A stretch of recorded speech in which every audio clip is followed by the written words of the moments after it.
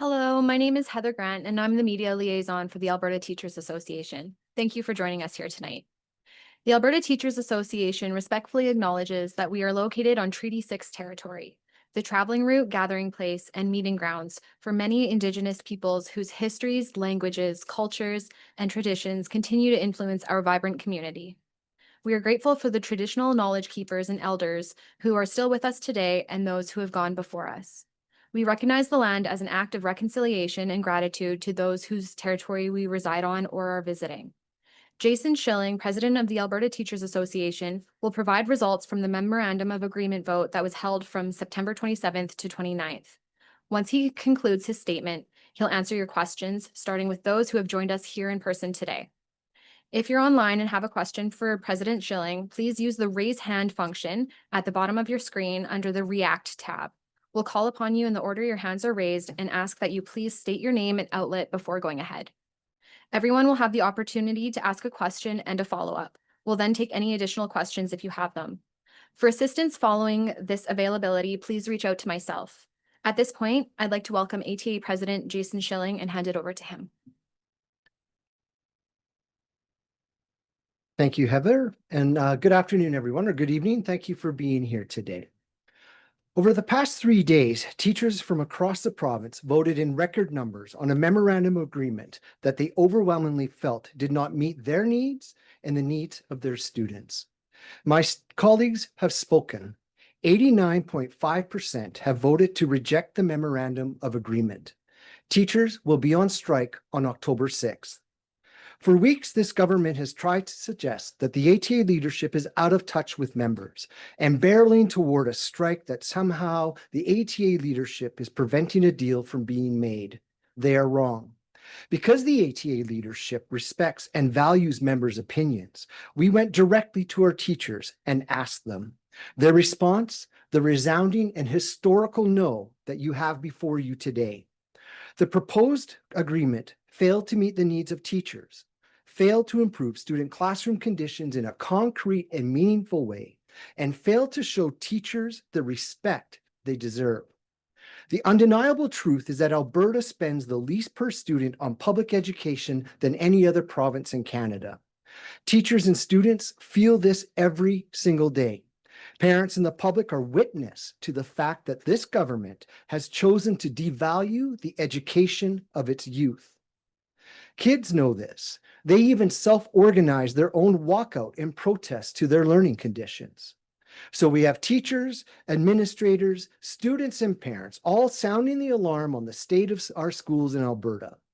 The only ones who don't seem to understand or see the damage that has been done by this chronic underfunding is government itself. They seem to be the ones who are out of touch when it comes to the state of public education in Alberta. It is the government who should be providing the necessities for public education. Teachers have been forced into an inappropriate position to have to bargain for these basics. It's deplorable that teachers should have to bargain for 1,500 educational assistants to support their students. It's deplorable that teachers should have to bargain to see their own numbers increase. Providing adequate numbers of teachers and appropriate student supports is not a luxury to negotiate. It is literally the job of government. And despite their bragging of record spending, the UCP have failed to fund for enrollment and in growth. The government should be embarrassed to suggest that teachers should not expect an improvement of their working conditions and salary improvements. It seems that you can't have both, is what we heard. But both is what is needed to ensure a public education system that is vibrant and serves the needs for all of Alberta's students. And don't get me wrong, this is a mess of their own making. Instead of fixing the problem head on, we now have oversized classes, growing student complexities that push teachers far past their limits. This government needs to be held accountable. They can no longer ignore it. Teachers deserve to be fairly compensated for the challenging realities and complexities they face in today's classrooms. The government points to a 12% raise over 4 years, claiming it is in line with other public sector agreements. That is misleading. Many other unions received more than just percentage increases, and they had significant salary improvements in the years leading up to their newly negotiated contracts. By contrast, teachers have seen less than 6% in total in over a decade. The government also insists that 12% would make Alberta's teachers the highest paid in Western Canada. This is simply untrue. So let's be clear. The Memorandum of Agreement does little to repair a decade where teachers receive less than what they deserve for their workload increasing.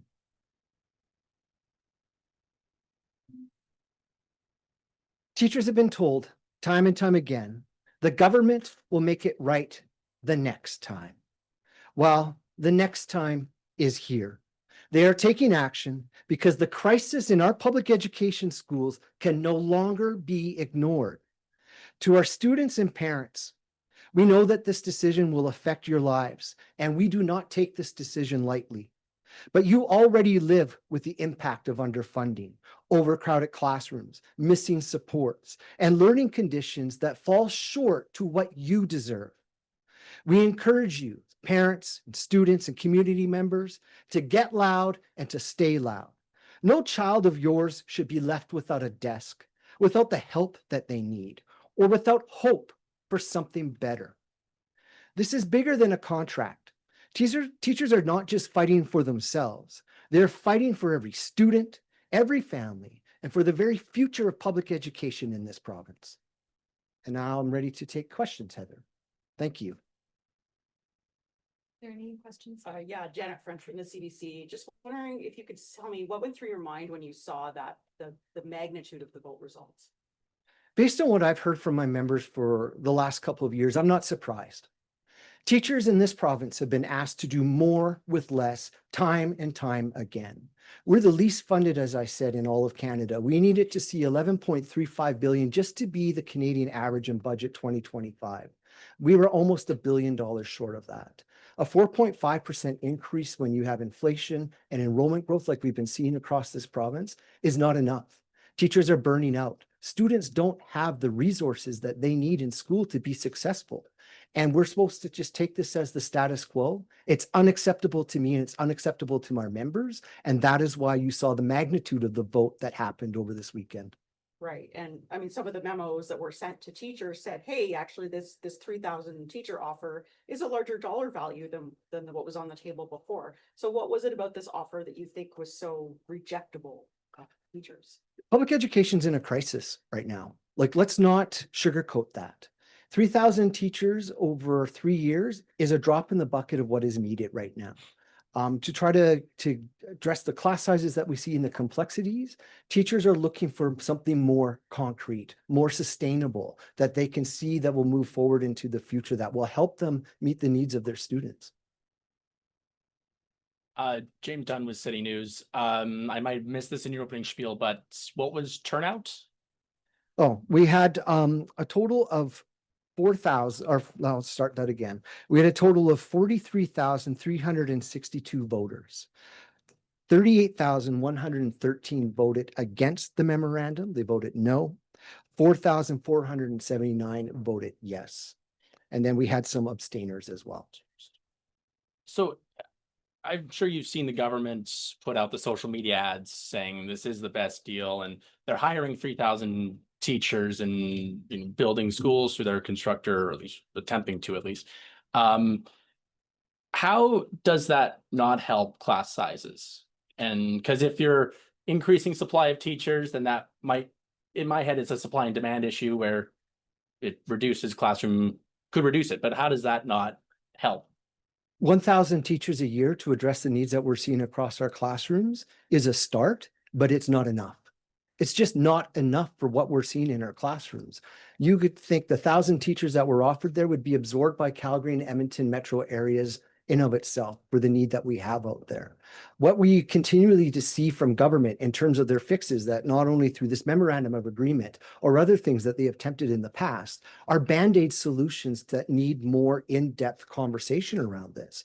We cannot simply quickly try to change some of the things that has taken a decade for us to get into this hole, and think that one collective agreement, one memorandum, one token of a morsel to to fix something is going to be enough.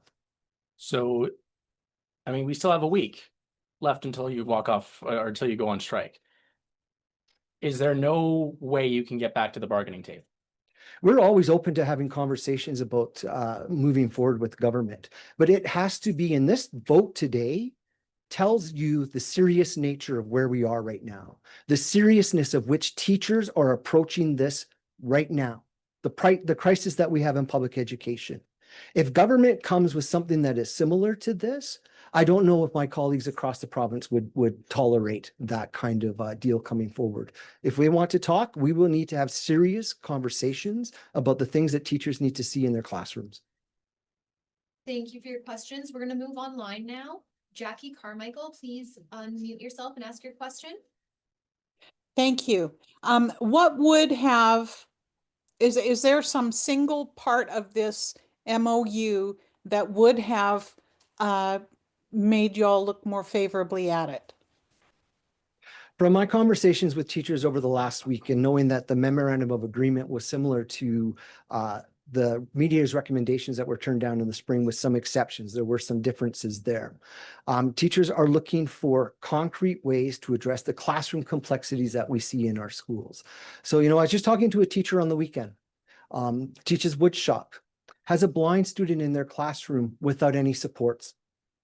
So this teacher wants to help this student be the very best that they can be in this class, but they don't have the supports to make that child successful in school.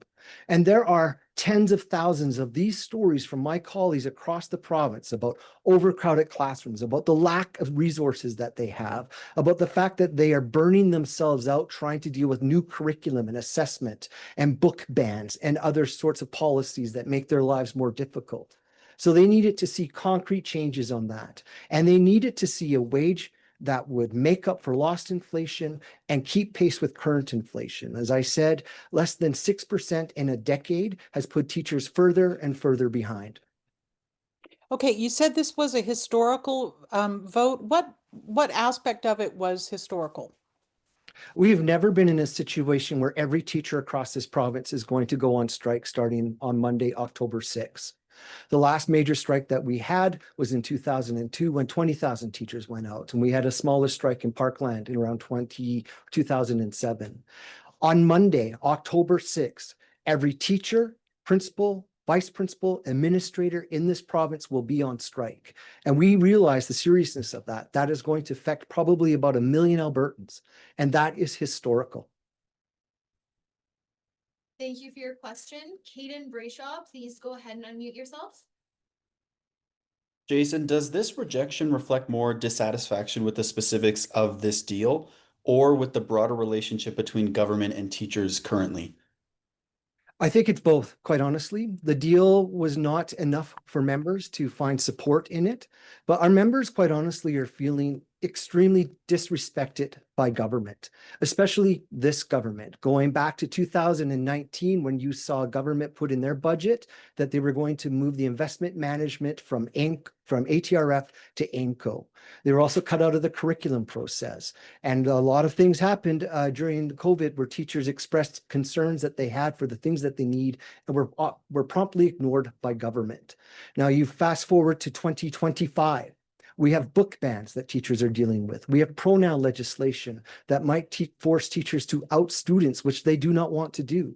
And so they feel disrespected by this government, and that has played a part into all of this as well. And my follow-up is, looking ahead, what do you see as the biggest unresolved issue for teachers that still obviously needs to be addressed? Funding is one of the biggest issues that we're seeing right now. We're the least funded, and that funding affects every aspect of my colleagues' lives, especially around inclusion of students with special needs. They do not have the resources and the support that they need to deal with the complexity of the students that they have in their classrooms. So just received an email the other day from a teacher. They have 35 kids in their grade 5 classroom. 3 of them don't speak English. Others are having learning difficulties. They don't read at grade level. Others do not have the tools that they need when they come to school. And it's just one person in a room trying to deal with all of these complexities and to make sure that every student feels seen, feels heard, feels safe, and is ready to learn. and they're burning themselves out over this. And so funding is a major issue that has caused a lot of the problems that we're seeing right now. Thank you for your question. Jack Farrell, please go ahead and unmute yourself. Hey, can you hear me? We can hear you. Okay. Not to get too far ahead of myself as the strike hasn't even started yet, but the Justice Minister got quoted over the weekend saying the Alberta government would consider back to work legislation, quote, as a last resort basis. What are your thoughts on that and that possibility? Well, government has the tools that they have, but if they do order us back to work, then the Provincial Executive Council, which is the governing body of the Alberta Teachers Association, who are all teachers working in classrooms right now, will sit down and look at the context of what that looks like and make decisions about our next steps at the time. Perfect. Thank you. Okay, it doesn't look like we have any more questions online, so we'll return it back to the floor here if there's any questions. I'll just ask one. I'm pretty sure you've said in the past that you were on the picket lines in 2002. What do you remember from that time? When I was on strike in 2002, I was 5 years into my career, and I recognized the magnitude of that decision. And it's very ironic that we find ourselves in 2025 having this fight over the exact same things. A fair salary that recognizes the work that we do, that makes up for inflation and for lost purchasing power and classroom conditions. So when I was on strike, it was difficult. It was hard. You know that you've got students that are out there that school for a lot of them is the safest place that they can be. And you struggle with that. And you want kids to thrive and learn. But you also need to stand up for yourselves. And you have to stand up for those very students and what they deserve to have in their classrooms. And you need to stand up for those parents of those students as well, so that they are sending their kids to school where they know that they have everything that they need in order to thrive. Did you win that strike? Well, when we were done after 13 days, we were on strike, and there was a variety of people who were out at different times. We did receive a work increase, a salary increase, but our classroom conditions stayed relatively the same. Out of that, you got the Alberta Commission on Learning. And in the Commission of Learning, there is a class size guideline there for K to 3, 4 to 6, 7 to 9, 10 to 12. Government never put that into policy. They only kept it as a guideline. Maybe you should hit this. And that has been part of the problem as we move forward. We have no concrete, meaningful way to measure class size and complexity and to put caps in place to make sure that we're making our classrooms more manageable. Janet again from the CDC, what carrot would the government or TIVA have to dangle to get the ATA back to work? They'd have to be serious. You see these numbers here that are on the vote. The number of teachers who rejected this deal. They're not going to go back and look at something that is very similar to this. So there has to be a bit of a reset and a good conversation about what this looks like in terms of what teachers need across this province in order to make school work. And it's not just for them, it's for their students as well. They've made that perfectly clear when we've talked to them over the last several months around the Mediators Rec and Forward.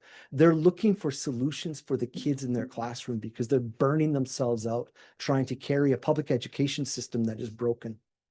And there are teachers, you know, maybe even young teachers who have debt who are going to have to go without pay now for some unknown period of time. What would you say to them?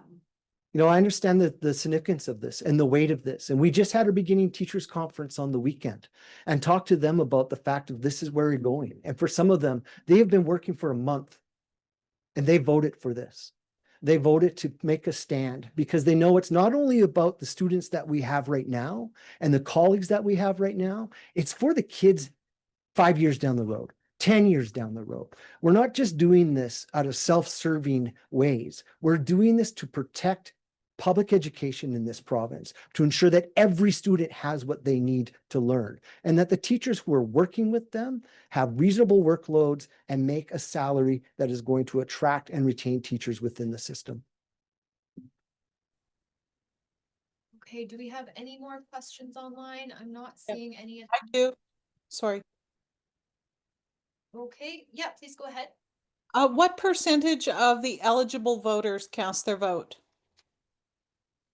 Out of the total voters, we had 89.4%. No, voted. what, Sorry, I might have got the math wrong there for you. apologize. No, I meant what percentage of the eligible, of people who could vote did vote?